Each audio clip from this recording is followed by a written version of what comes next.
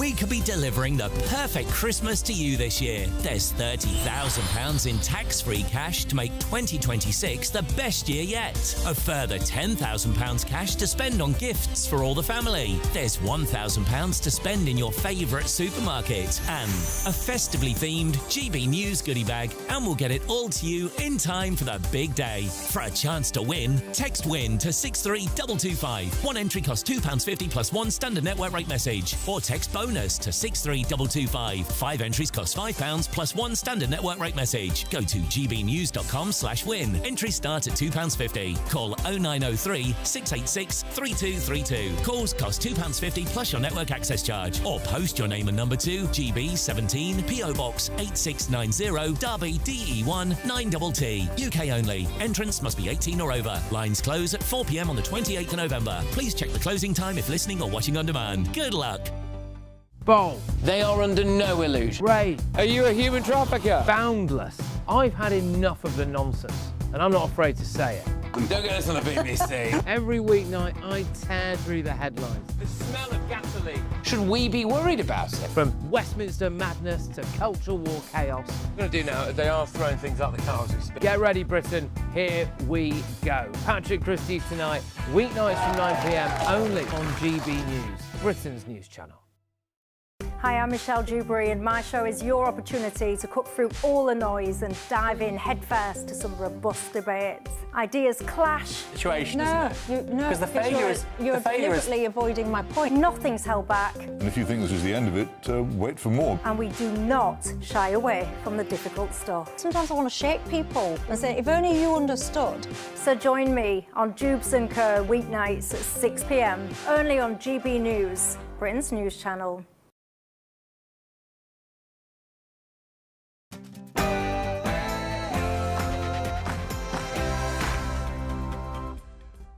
Hello there, it's 6 o'clock. I'm Michelle Dewberry, and this is Jubes and Co. Coming up tonight, we all need to play our part, says Rachel Reeves, laying the ground for even more tax rises. But hold on a minute, pay even more for what? To live in a country with low productivity, out of control welfare spending, eye-watering debt, and net zero zealotry. Oh, and of course, the small matter of open borders. Great. Are you up for that? Don't think I am. I've got to be honest. Also, coming up tonight, so much that we need to discuss. I want to ask you, should we have military service as a gap year? Is that a good idea or not? Also, the head of the ECHR says that he is up for reforming it. Is that sufficient or not? Meanwhile, there's been no small boat crossings in the past 12 days. Have we finally turned a corner or not? And a judge today has concluded that police that essentially stopped Tommy Robinson to try and declare him a terrorist in kind were essentially operating on the basis of his political beliefs. What do you make to that?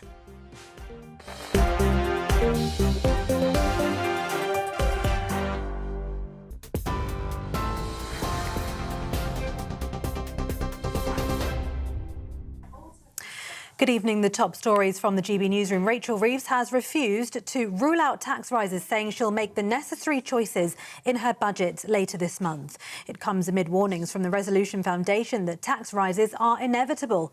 The OBR is also expected to downgrade its productivity forecast, leaving a £20 billion gap in the public finances. Speaking from Downing Street, the Chancellor said her statement on the 26th of November will focus on fairness and opportunity, but admitted the world has thrown challenges our way. Mine will be a budget for growth, with fairness at its heart, and a budget that supports businesses to create jobs and to innovate. As I take my decisions on both tax and spend, I will do what is necessary to protect families from high inflation and interest rates, to protect our public services from a return to austerity, and to ensure that the economy that we hand down to future generations is secure, with debt under control. Conservative leader Kemi Badenoch has hit back, claiming Rachel Reeves' speech proves Labour has given up on living within its means. Chancellor's speech was one long waffle bomb. A laundry list of excuses. She blamed absolutely everybody else for her own choices, her own decisions, her own failures. Well, GB News has also been asking people's thoughts on Rachel Reeves' speech and the upcoming budget. Complete mess. We need massive overhaul of the system. Starmer has reneged on every promise. He reneged on every promise he made when he was made leader. The fundamentally correct way to solve the problem is to reduce costs, but the government in power right now can't do that because the electorate just won't let them. So anybody could have really seen this coming. We know that they're giving away so much money, spending so much money. Every time Labour have been in, we've always ended up bankrupt. I wouldn't trust the government to run a bath. You know, they're totally useless. I voted Labour. I've always voted Labour. And most of the promises they made to the electorate, they relegated on that. So, yeah. In other news, the BBC has been accused of doctoring a Donald Trump speech to make it appear he encouraged the Capitol Hill riot. An internal memo seen by The Telegraph claims a Panorama episode broadcast a week before the US election completely misled viewers. It showed Mr. Trump urging supporters to fight like hell when he actually said to march peacefully and patriotically. The Telegraph says it'll publish more allegations of the BBC's bias in its Gaza coverage and censorship on transgender issues. The BBC told GB News it doesn't comment on leaked documents, but said all feedback is taken seriously. London North Eastern Railway has paid tribute to its staff member Samir Zatouni after Saturday's mass stabbings on a train in Cambridgeshire. In a statement, they said in a moment of crisis, Sam didn't hesitate as he stepped forward to protect those around him. Mr Zatouni remains critically unwell but stable in hospital, according to the British Transport Police. Mr Zatouni has worked for the LNER for more than 20 years. 32-year-old Anthony Williams was charged with 10 counts of attempted murder relating to the train stabbing and a count of attempted murder in connection with an attack in London on Saturday. Tommy Robinson has been cleared of a terror offence after refusing to give police his phone PIN when stopped at the Channel Tunnel last year. The 42-year-old had been driving to Spain when police demanded access to his iPhone under anti-terror powers. The judge found him not guilty, ruling police acted unlawfully, detaining him under the Terrorism Act. Robinson's defence argued officers targeted him because of his political views, not because of any link to terrorism. Sir David Beckham has been knighted at Windsor Castle, recognised for his services to sport and charity. The former England captain said he was immensely proud to be honoured in the King's birthday list. Beckham's glittering career saw him win 6 Premier League titles and 2 FA Cups with Manchester United before becoming a global ambassador for British sport. He's also supported humanitarian causes through UNICEF since 2005 and now serves as an ambassador for the King's Foundation. And finally, former US Vice President Dick Cheney, the man often described as America's most powerful second-in-command, has died at the age of 84. Cheney, who served under President George W. Bush and helped shape America's response to the 9/11 attacks, was the driving force behind the Iraq War and the broader war on terrorism. Well, despite surviving 5 heart attacks and a heart transplant in 2012, he remained an influential voice until his death. Those are the latest headlines. For now, more from me in an hour.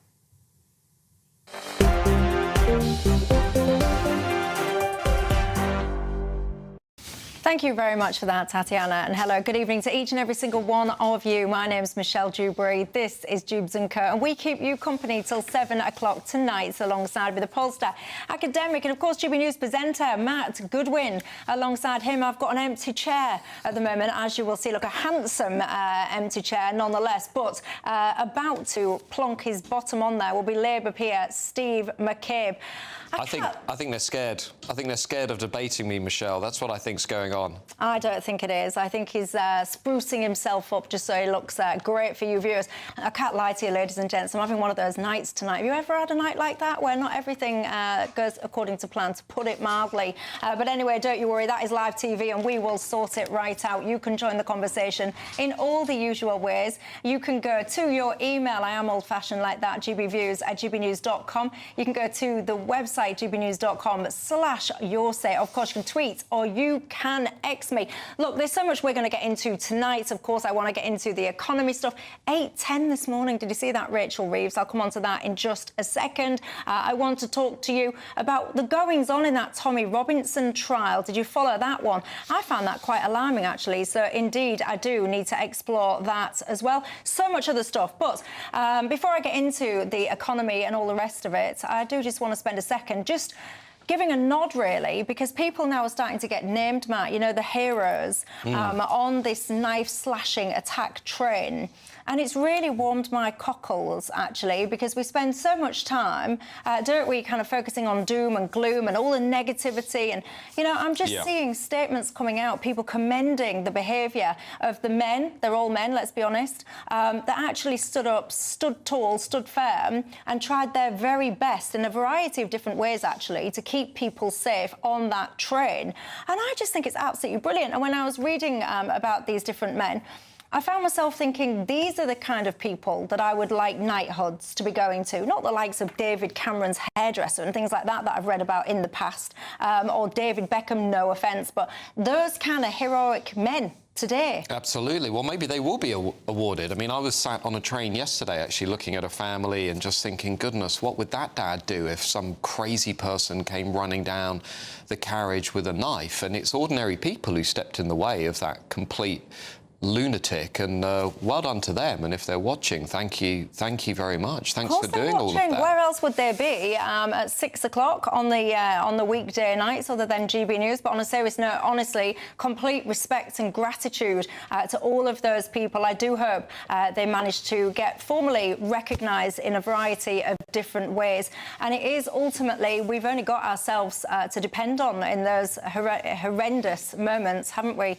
Anyway, look, let's get into the nuts and bolts of it all. Tax rises. I can tell you now, despite what Labour might promise, they're doing heroic gymnastic moves themselves to try and make out that they are protecting their manifesto promise. There was an 8:10 a.m. conference this morning. Did you catch any of it? Rachel Reeves on the podium. Let's take a listen. When I was appointed Chancellor, people put their faith in me to take our country forward, not to be swayed by political convenience, not to always do what is popular, but to do what is right. At the budget, I will continue to deliver on the priorities of the British people. Cutting NHS waiting lists, cutting the national debt, and cutting the cost of living. Well, there you go. Anyway, look, Matt Goodwin reckoned that it was too chicken to debate him. Steve McCabe is in the studio now. That's what he said to the viewers, Steve. He said to the viewers that you were too afraid to actually debate him. I don't believe that. I don't believe that for a second. I stuck up for you. I said that wasn't what was occurring. But anyway, look, this, of course, is hot on the heels of Nigel Farage yesterday. He was making announcements as well, wasn't he, about the state of the economy. You will remember with Reform, lots of you got in touch last night with me because they used to promised £20,000 tax-free. Do you remember that? Well, that was scrapped. The economy is in an absolute pickle. What did you make, though, Steve, to Rachel Reeves addressing the nation at 8:10 this morning in advance of this budget? I thought that was a bit odd. Well, I don't know if it was odd. I mean, I think she was trying to catch people on that particular broadcast at that time. Look, I think it's exactly what she said. She was trying to set the scene. Everyone knows it's going to be a difficult and tough budget, and she was trying to give some context to what she would do and the kind of issues that we're facing. Well, she blamed absolutely everything and everybody. I didn't hear her at all sitting there saying, actually, you know what, guys, you could have conceived and essentially birthed two humans in the time that we've been in power, and therefore some of the things that we have done may have contributed to some of the states of the economy. Well, I'm not sure it has, with the greatest respect. I mean, Labour have been in power about 15 months. They inherited a state of affairs which has turned out to be rather worse than anyone anticipated. And in addition to that, you know, we've seen things like interest rates rise. We've seen problems with the Bank of England selling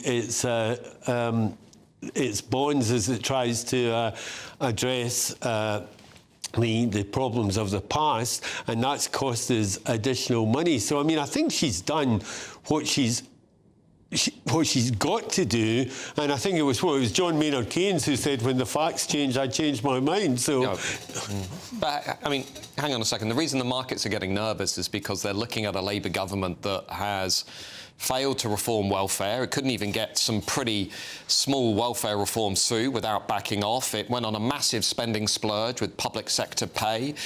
It's not done any of the internal problems within the UK economy that are causing us a lot of pain. It's not really managed to find any growth at all. It's done nothing about our national debt. We're spending £111 billion every year just servicing our country's and that's credit the card. debt. That's the debt that was left by the previous government. You will concede that, I take it. Well, the markets have the debt, and the interest payments are on that after debt. the general election last year were looking for fiscal responsibility, and what they got was a Labour government that decided to go on a spending spree, borrowed more money, spent more money on the public sector, didn't bring any I'm fiscal... afraid that's just not true. That's exactly what happened. That's just not what happened. What happened was the Conservative government decided to leave office with a series of promises that weren't costed and weren't funded, and with one of the highest levels of debt and the highest level of tax since the Second World War. Steve, and now you're expecting, after 14 months, that someone else should take the blame. Sorry. Was it the Labour government or was it not the Labour government that decided to go on a public sector spending? No, it was a Labour government. It was a Labour government. Was it a Labour government that refused? Or was it a Labour government that refused? Well, it's a question I was Was it a Labour government that refused to reform welfare? It was a Labour government. Excuse me. Couldn't even get £5 billion worth of welfare reform through. Excuse me, I'm the boss, thank you. There's lots of you listening on the radio and it bends your eardrums when my panellists are shouting. So my apologies. We'll do it again, or else we'll be getting a cattle prod to their ribs. But anyway, go on, so you can answer your question, but just don't shout over each other while you're doing it. Fair enough.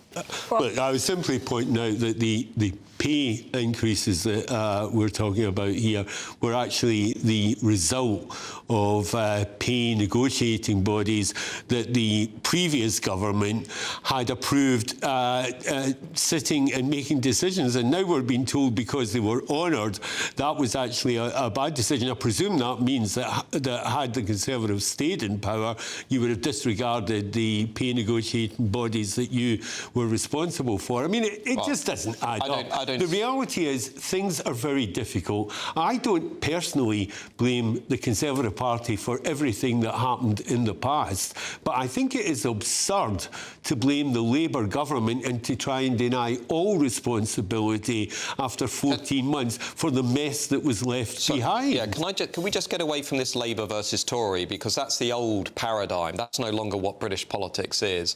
British politics now is Labour versus Reform, and what we also saw this week was Nigel Farage laying out a very different vision for the economy. Let's not spend £12 billion a year on welfare benefits for people who are not even British. Let's reform the welfare state so we're not spending nearly £10 billion in the coming years on people who are claiming benefits for mild mental health issues, something the Labour government could not get anywhere close to doing.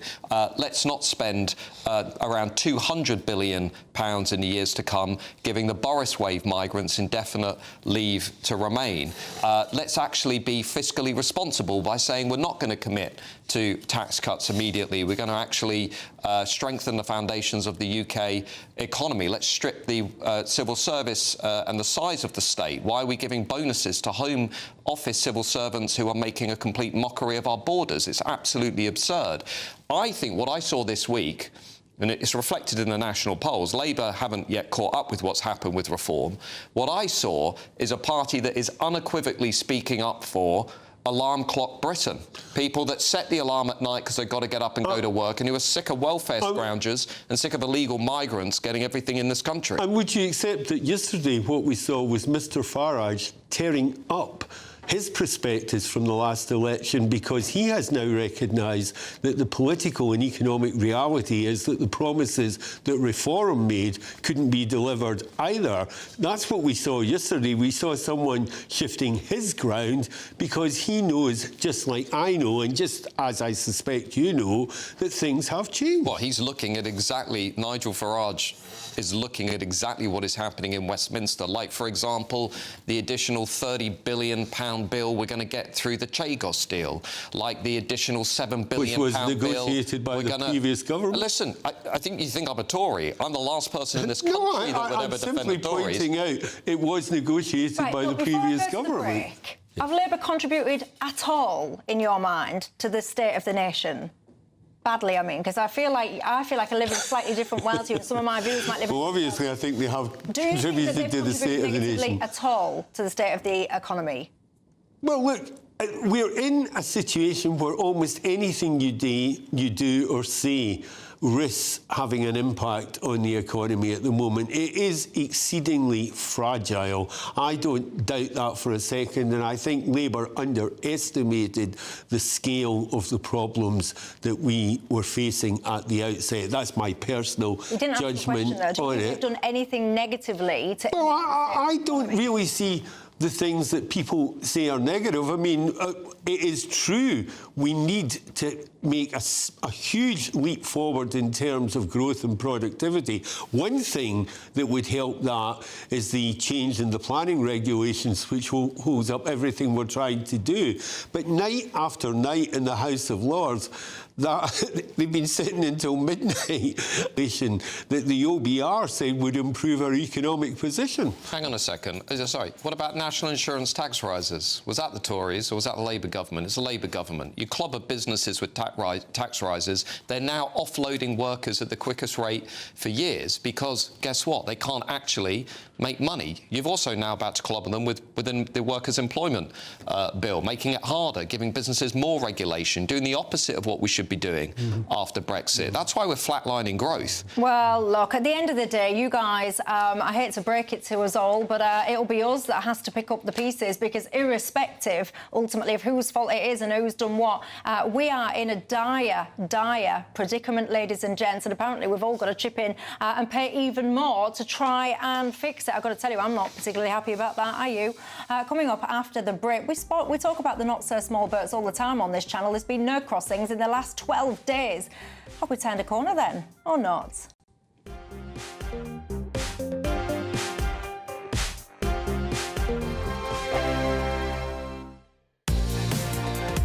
Mornings don't have to be tiresome, especially if you have the right company. Wake up to news as it happens, opinion and debate, and of course, a little bit of entertainment too. Because when the kettle's on, we're on. That's Breakfast on GB News, a show worth waking up for. Every morning from 6 a.m. Only on the People's Channel, Britain's news channel. We'll spread the news, you spread the word. From the school run to the home run, watch a new show for all of Britain. He can say whatever he wants. A straight-talking show where all voices are heard. And, you know, when are we going to stop talking about smashing the gangs and actually do it? With the stories that matter from every part of our country. There's a bit of a crash landing there for your Chancellor. Bold, fearless and standing up for you. That's me, Martin Dewberry, 3 p.m. till 6 p.m, weekdays, here only on GB News. The People's Channel, Britain's news channel. Westminster's full of talk, but out here, it's the real world. Am I allowed to talk then? No, that's it. This is where it matters, real people and real lives.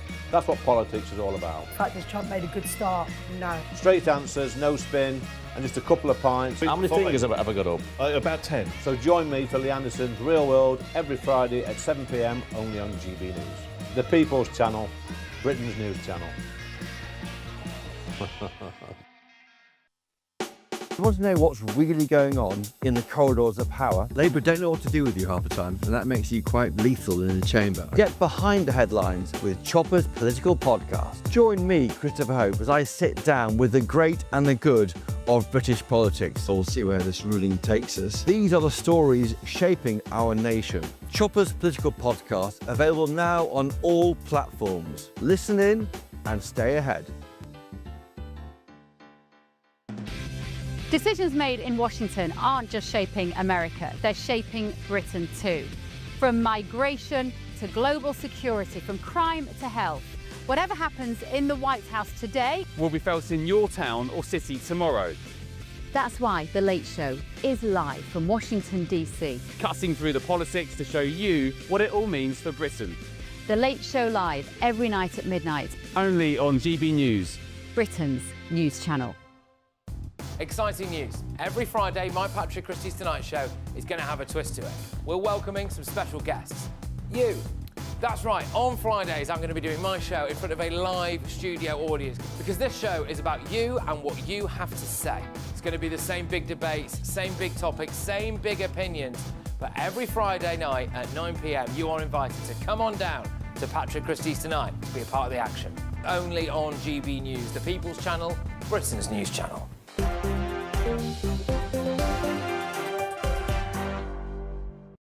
Hello everybody, Michelle Dewberry, Matt Goodwin and Steve McCabe. Darren in Morecambe, he's got in touch and said, can you just have a word with that Labour fella, it means you, always blaming the last 14 years. He said, it's only because, essentially, of the mess of the last 14 years that you guys actually got voted in.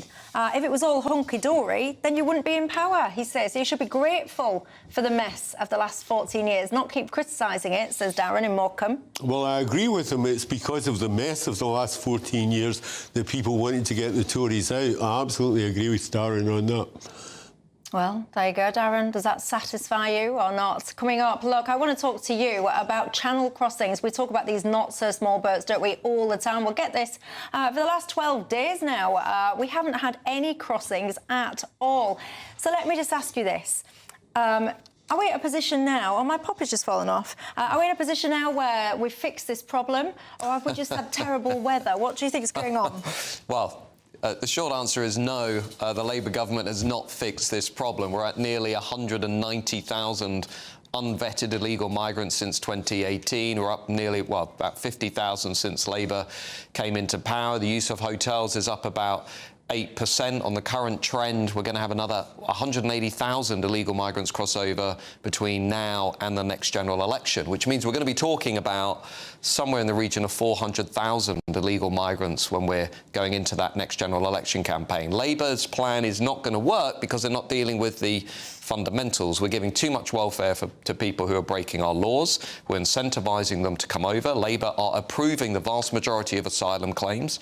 They're then putting them in hotels, and if they're not putting them in hotels, they're putting them in HMOs, housing for multiple occupancy, which is being exploited by companies like Serco to outbid the British people in their own housing market while using their own money to do so, and then Labour lectures people about fairness. The whole thing is completely and utterly absurd. It's the #1 issue in the country for good reason. People out there have had enough. They want the borders fixed. They don't want murderers, rapists and terrorists coming into our country and then being put into the heart of our communities by a party, the Labour Party, which claims that it's on the side of working people. It's completely outrageous.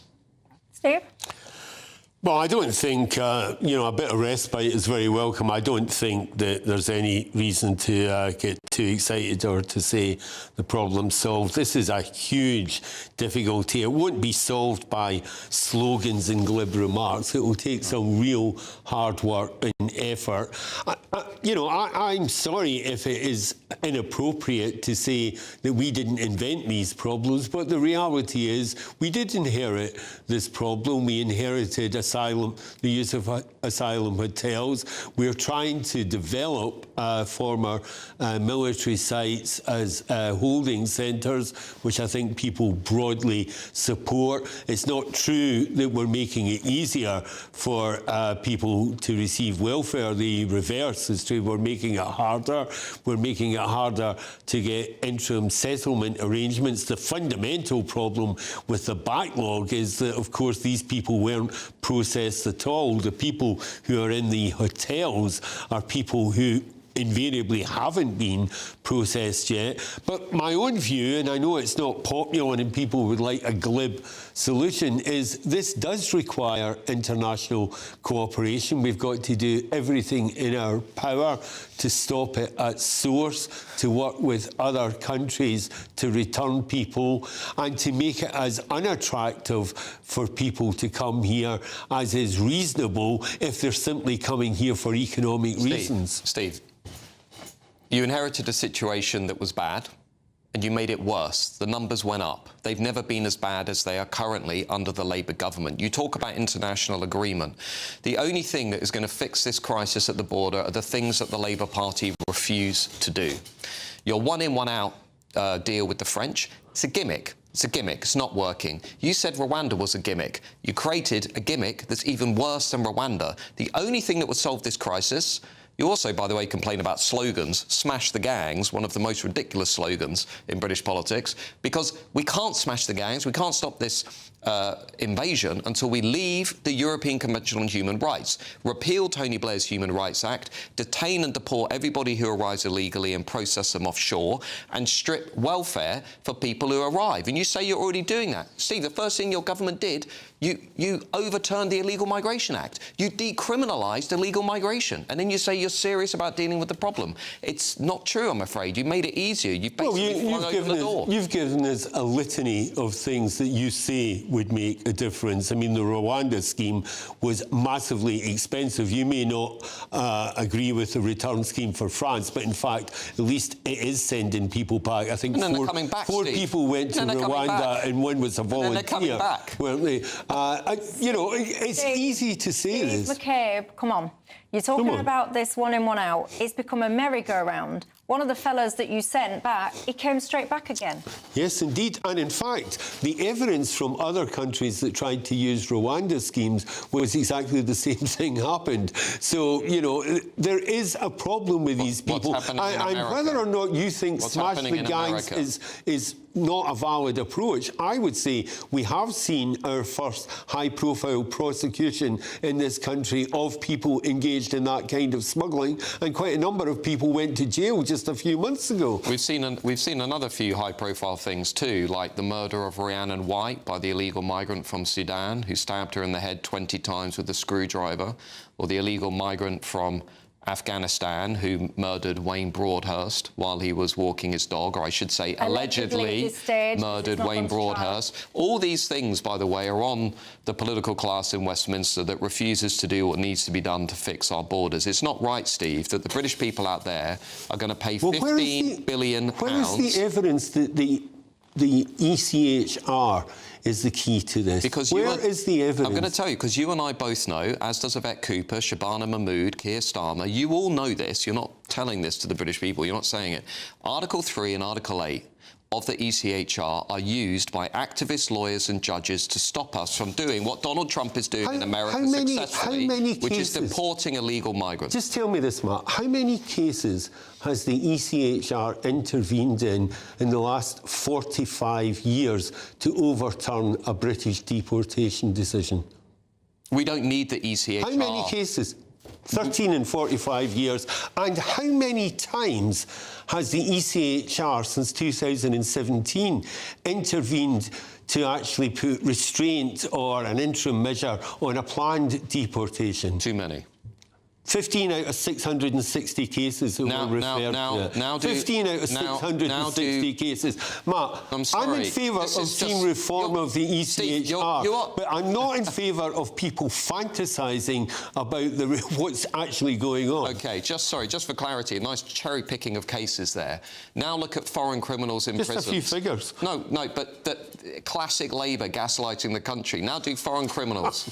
Now do illegal migrants. You and I both know activists, lawyers use two things. They use the ECHR and they use the HRA to block us from deporting people. The reason Rwanda wouldn't work is the same reason your government won't work on this issue, because our laws are subordinate to the ECHR, Articles 3 and Article 8. You know this. The reason we can't do what Donald Trump is doing in America, which is successfully deporting millions of illegal migrants, that's why border crossings have collapsed. You roll your eyes, but Donald Trump has shown that deportations work. We could do the same if we actually were in control of our own laws. Well, I'm in favour of legal deportations. Great. Well, then let's do what we need to do to make it happen, which is regain the supremacy of our own laws by leaving the ECHR. Well, as I say, I think that's a red herring because the figures don't support the argument that you and people who believe in the things that you argue say. The figures just don't support it. After 1 week of deporting people who we cannot currently deport,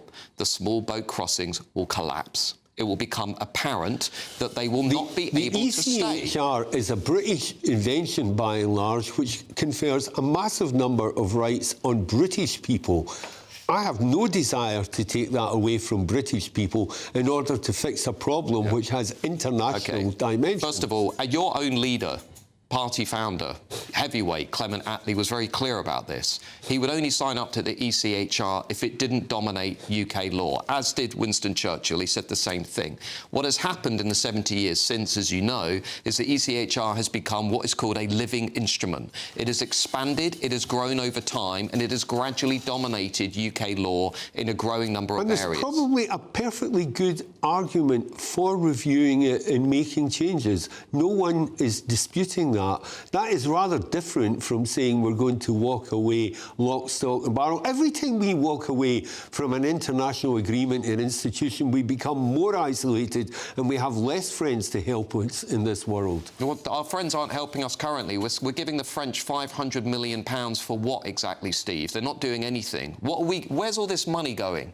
What are we getting from this international cooperation? Well, how much have we had back from Rwanda? How much? Where nobody went. But Labour always say to us, the answer is more Europe. The answer is more cooperation. I'm asking you a serious question. I haven't said more Europe. I said that I think we should not walk away from international agreements and international institutions. We should seek to reform things where they're not working in our favour. I'm quite happy to do that. But actually, the number of cases that the ECHR is dealing with in relation to immigration are so small that it can't possibly be the explanation. That's literally not true. We have a number... No, it literally is true. We have a lot of cases that the Telegraph and others have documented of people, illegal migrants who shouldn't be in our country, who are using the ECHR to remain in our country, to avoid deportation from our country. We need to leave the ECHR. It's the only way we can control our borders. Well, different opinions, and you'll be shouting your own at the screens. I can hear you. Don't you worry. I shall bring you into the conversation after the break. There's also much that we need to discuss. I want to look at the Tommy Robinson outcome of that case today as well. I'll see you in a few minutes.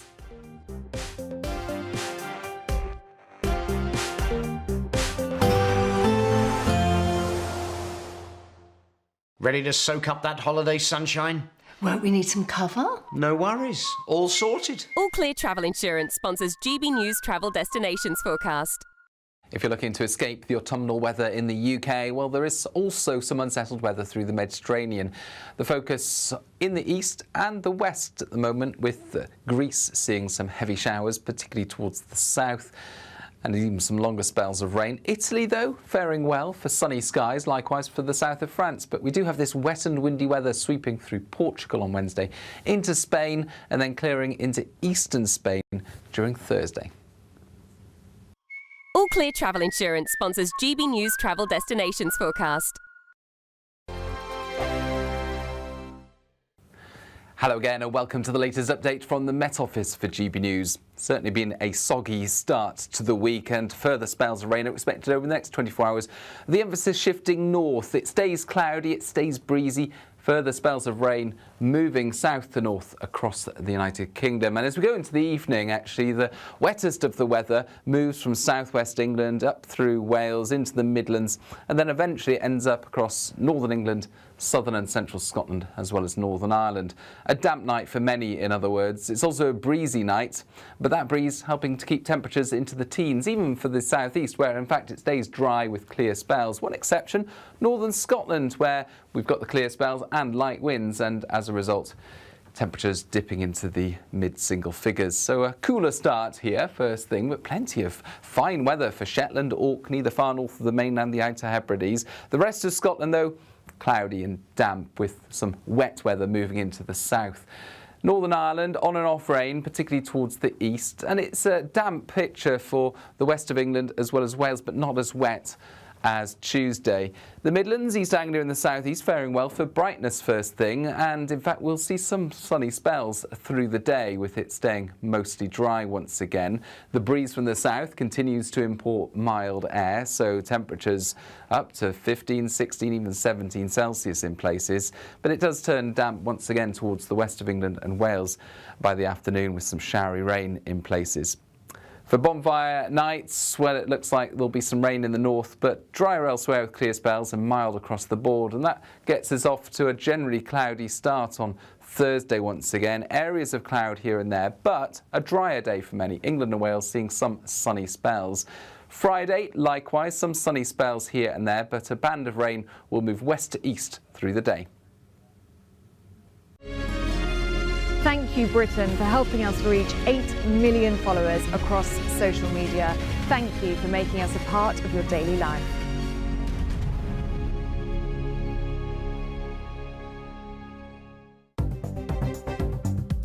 Good evening, this is the latest AI travel news from GBNews.com. The A7 is shut in both directions at Hughes due to a road traffic incident. Motorists should follow signed diversion routes and allow extra time. On the A48 westbound at Landerog, there's an accident causing significant hold-ups. In Staffordshire, on the A38 northbound between the A5121 and the A5132, anticipate delays due to congestion. And on the trains, Avanti West Coast experiences major disruption between Carlisle and Preston, and TransPennine Express faces issues between Manchester and Liverpool Lime Street. For more travel news, go to gbnews.com.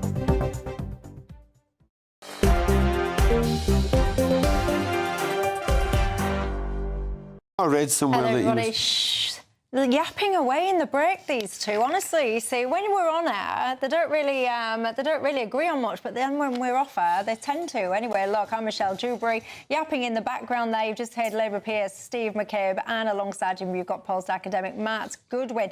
Scott, he's just got in touch and said, actually, Michelle, when it comes to tax rises, I wouldn't mind, he says, if we were actually getting something in return, whether that's better public services or whatever it is. I wouldn't be holding your breath too much if I were you on that one. But look, a case that has been catching my eye over the last few weeks and months. Tommy Robinson, of course, you know who he is. He was accused under terrorism offences. Essentially, he wouldn't hand his telephone PIN number over when he was asked to, when he was trying to cross the channel. Well, that case has concluded today. Let me get the latest on that one from our reporter, Will Godley.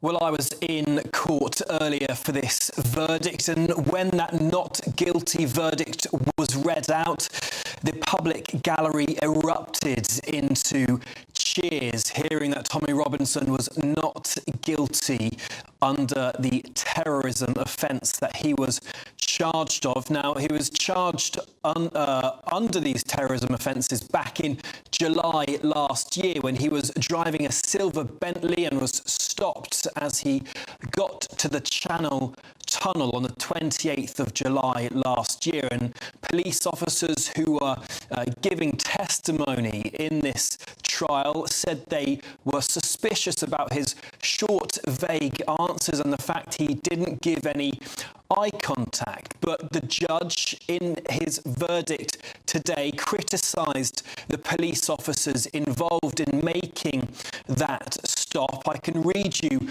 what the district judge, Sam Goose, said earlier on today.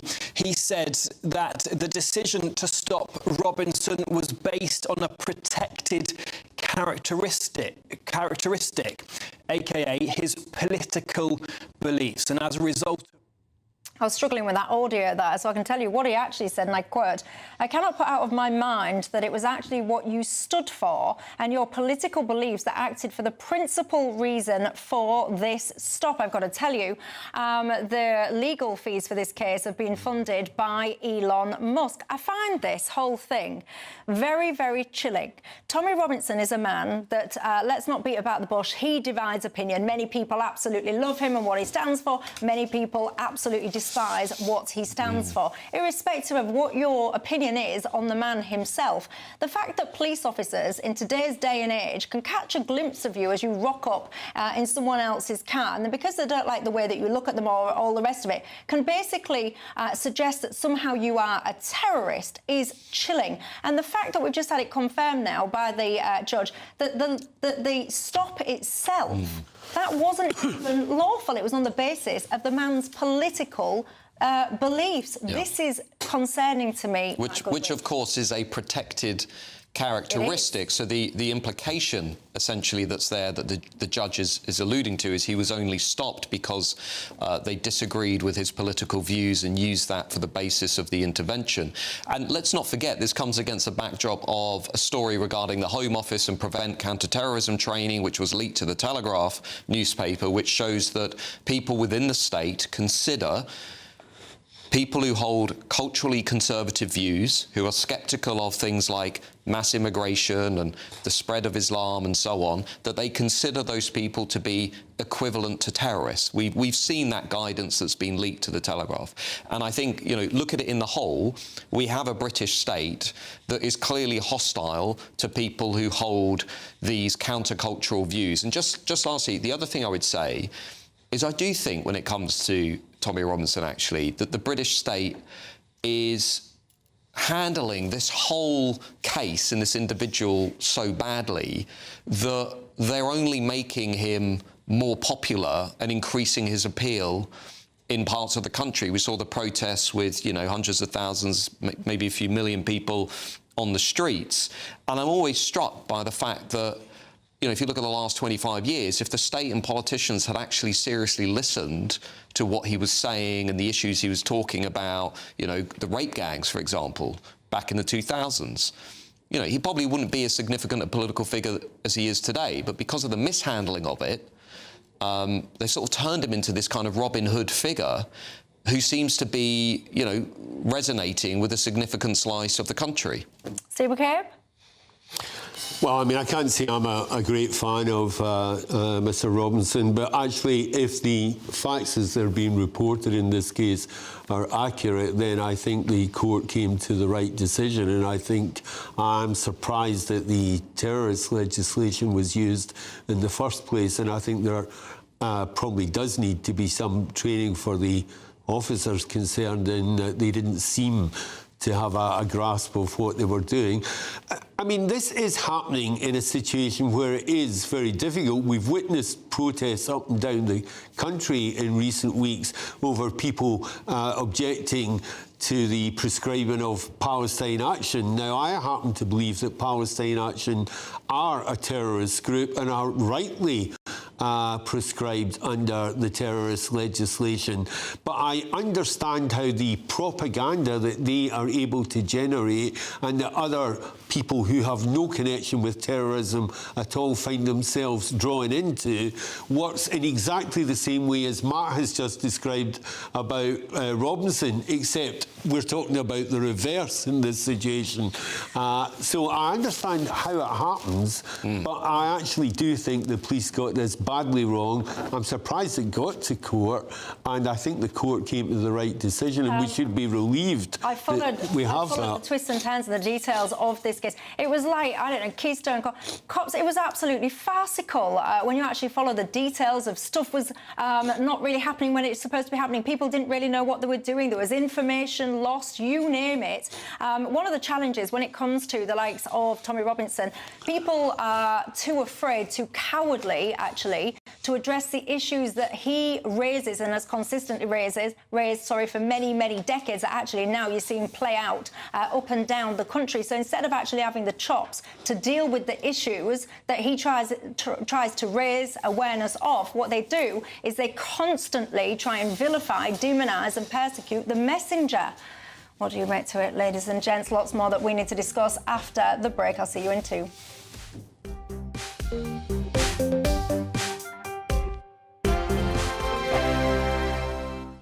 I'm Michelle Dewberry. This is Jubes and Co with you. Hello, everyone. Patrick Christie is here. GB News, Britain's news channel. Access the stories that matter to you. Take the GB News family with you on any device. And as long as you have an internet connection, tune in to GB News anywhere on the planet or beyond. GB News, the People's Channel, Britain's news channel. At GB News, we love to hear from you, our loyal community. So drop us a line at gbnews.com/yoursay. There you can talk to each other and also to the presenters live on air. gbnews.com/yoursay, because GB News is your channel, Britain's news channel. Bold. They are under no illusion. Ray. Are you a human trafficker? Boundless. I've had enough of the nonsense, and I'm not afraid to say it. Don't get this on the BBC. Every weeknight, I tear through the headlines. The smell of gasoline. Should we be worried about it? From Westminster madness to cultural war chaos. I'm going to do now, they are throwing things out the car as we speak. Get ready, Britain. Here we go. Patrick Christie's tonight, weeknights from 9 p.m, only on GB News, Britain's news channel. Join me, Nana Akweer, for an informative, interactive news programme with a difference. It's fun. No, you didn't say that, Dave. I'm so surprised. I think there's an element of truth to that. Join me from 3 p.m. every weekend, only on GB News, Britain's news channel. Mornings don't have to be tiresome, especially if you have the right company. Wake up to news as it happens, opinion and debate, and of course, a little bit of entertainment too. Because when the kettle's on, we're on. That's Breakfast on GB News, a show worth waking up for. Every morning from 6 a.m. Only on the People's Channel, Britain's news channel. We'll spread the news, you spread the word. Britain was once the envy of the world. But look around. A nation that no longer knows what it is or where it's going. A country that's broken. How do we fix Britain? How do we bring it back? Friday night with Matt Goodwin at 8 p.m, only on GB News. Decisions made in Washington aren't just shaping America, they're shaping Britain too. From migration to global security, from crime to health. Whatever happens in the White House today will be felt in your town or city tomorrow. That's why The Late Show is live from Washington, D.C. Cutting through the politics to show you what it all means for Britain. The Late Show live every night at midnight. Only on GB News, Britain's news channel.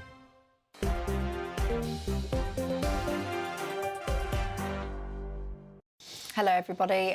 Michelle Dewberry, Matt Goodwin and Steve McCabe are alongside me tonight. Look, one of my viewers, TB, you call yourself, that's your abbreviation, GB News member, we appreciate that. You said, I'm not a big fan of Tom Robinson, but he absolutely deserves due credit for raising concerns about the grooming gangs years and years ago, and he's very sympathetic.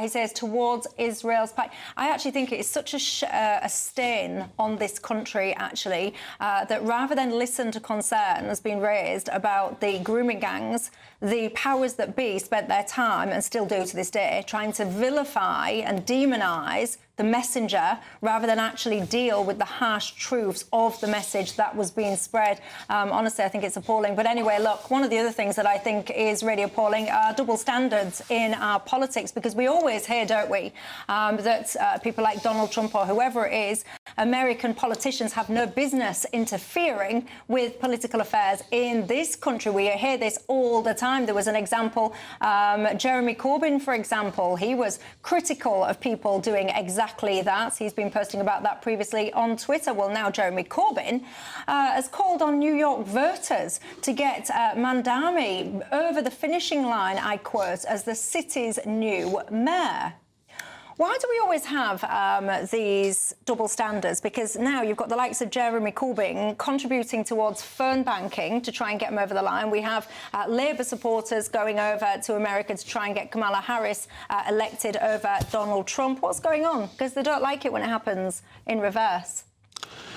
Well, I think if Mandami's relying on Jeremy Corbyn to get him over the line, I would, if I was him, I'd book a holiday somewhere quite soon. I don't think that's not my point. There's much. I'm not saying that he'll. Well, no, I take your point, but I'm just saying I don't really think he's going to make that much impact on it. But that's not my point. My point is not the impact that he may or may not have, because I actually think it will be irrelevant. My point is, why is there so much hypocrisy within our political system that when it suits people, they can take to the airwaves or can take to social media or whatever it is, and lambast people for getting for American politicians to get involved in this country, but when it suits their political agenda, they are quicker than a quick thing from Quickland to stick their nose in and try and influence the outcome. Well, the reality is all politicians, all parties in this country give help and assistance and volunteer to help other parties in other countries. It's not new. The distinction is whether or not you're providing financial support. There's nothing wrong with volunteering.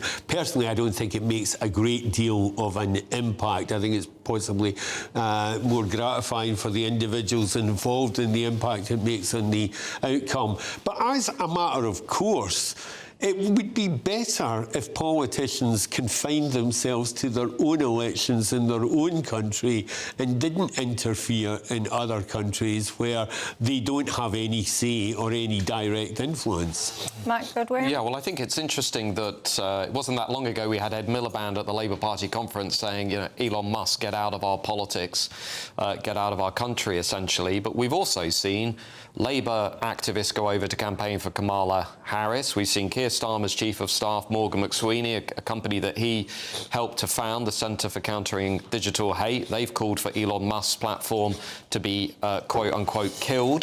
They've gone over to America to do that. We've got Corbyn helping, this lunatic in New York who would destroy New York City if he is elected. Progressive governance, radical progressive governance never works. Look at San Francisco, look at Portland, it never works. And we saw Mr Farage go to America and denounce I was just going to this say the amount of hostility and criticism that Nigel Farage has received in the House of Commons for going to America, for giving testimony to Congress and so on. Yet here we have one left-wing politician after another basically doing exactly the same thing. I think it's deeply hypocritical. So, you know, it's another blind spot on the left of British politics. Look, very, very quickly, apparently now we're going to have military gap years for school and college leavers introduced before the next general election. Is this a good thing in your minds? I think so. I think we've got to do something to build a better bridge between the military. We need more young people to go into the military. When I was a Member of Parliament, I used to organise events like this. If we can do it on a proper basis, great. Very quick, Michael Yes, Gwynne? I think it's a good idea. Let's get going. Let's get going. What, would you put yourself up for it? I'm surely I'm too old now. I'm over 40. Doesn't that... Wouldn't have you or me. What I always found fascinating about everyone, when it comes to things like military service and all the rest of it, everyone's always like, yeah, let's do it, let's do it. Someone else's kids, all the rest of it. Until it comes to you, your children, your loved ones, are you still up for it? Although the other side of me thinks that actually some of the state of some of the youngsters in this day and age, actually a bit of military discipline might actually do them well. Anyway, I still can't get over the fact that Elon Musk had to step in to control our police force in this country when it came to Tommy Robinson. Anyway, look, I ain't got any more time. Thank you, panel. Thanks to have a great night. I'll see you tomorrow night. Expect warm spells with the odd rude interruption. Box Boilers sponsors the weather on GB News. Hello again and welcome to the latest update from the Met Office for GB News. Certainly been a soggy start to the week and further spells of rain are expected over the next 24 hours. The emphasis shifting north. It stays cloudy, it stays breezy. Further spells of rain moving south to north across the United Kingdom. And as we go into the evening, actually, the wettest of the weather moves from southwest England up through Wales into the Midlands and then eventually ends up across northern England, southern and central Scotland, as well as Northern Ireland. A damp night for many, in other words. It's also a breezy night, but that breeze helping to keep temperatures into the teens, even for the southeast, where in fact it stays dry with clear spells. One exception, northern Scotland, where we've got the clear spells and light winds, and as a result, temperatures dipping into the mid-single figures. So a cooler start here, first thing, but plenty of fine weather for Shetland, Orkney, the far north of the mainland, the Outer Hebrides. The rest of Scotland, though, cloudy and damp with some wet weather moving into the south. Northern Ireland, on and off rain, particularly towards the east, and it's a damp picture for the west of England as well as Wales, but not as wet as Tuesday. The Midlands, East Anglia and the South East faring well for brightness first thing, and in fact we'll see some sunny spells through the day with it staying mostly dry once again. The breeze from the south continues to import mild air, so temperatures up to 15, 16, even 17 Celsius in places, but it does turn damp once again towards the west of England and Wales by the afternoon with some showery rain in places. For bonfire nights, well, it looks like there'll be some rain in the north, but drier elsewhere with clear spells and mild across the board. And that gets us off to a generally cloudy start on Thursday once again. Areas of cloud here and there, but a drier day for many. England and Wales seeing some sunny spells. Friday, likewise, some sunny spells here and there, but a band of rain will move west to east through the day. Expect warm spells with the odd rude interruption. Box Boilers sponsors the weather on GB News. Thank you, Britain, for making us the fastest growing news website in the nation. Because the truth matters, and so do you.